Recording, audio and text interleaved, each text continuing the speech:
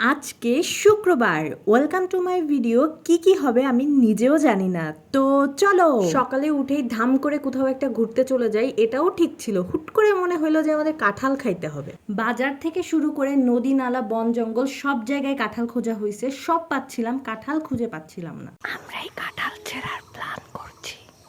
দেখেন কতগুলা কাঁঠাল। মামা, এই কাঁঠাল কেউ খায় না কেন? তুমি কি কথা বলতে পারো না? রীতিমতো এক আন্টি আমাদের করুণ অবস্থা দেখে তার বাসায় পেয়ারা খাওয়ার আমন্ত্রণ জানাইছে। এর জন্য পেয়ারা পারছে, সুন্দর সুন্দর পেয়ারা, অনেক মজা হবে। আমরা তো শুধু পেয়ারা খেয়ে থামিনি, পাশে ছিল বাঁশ বাগান, তো আমরা একটু বাঁশ চেয়ে নিলাম খাওয়ার জন্য। আর এই বাগানটা তো দেখেন এত ভয়ঙ্কর লাগছিল দেখতে, সাথে মজাও লাগছিল। আরে ছিড়িস না, এটা খাওয়া যায়? হ্যাঁ, মজা। আবার কি যেন আবিষ্কার করছে। তুমি কি পেয়েছো? সুন্দর বাস। বাঁশের চুল লেগে গেছে। তুমি ভালো পারো। এগুলো পরে আমরা রান্না করে খাবো। আমরা বাসায় আসার জন্য মাত্রই ভ্যানে উঠছি, কি হয়েছে জানেন?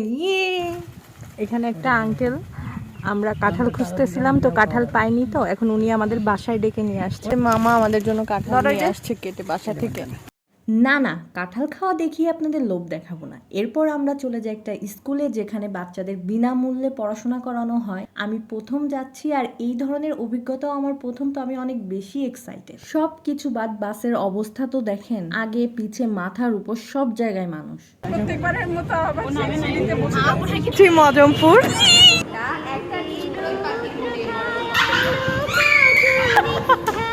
কি সুন্দর।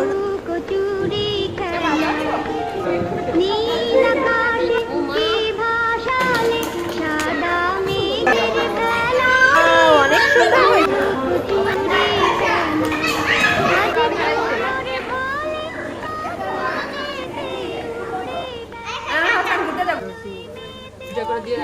প্রফেশনাল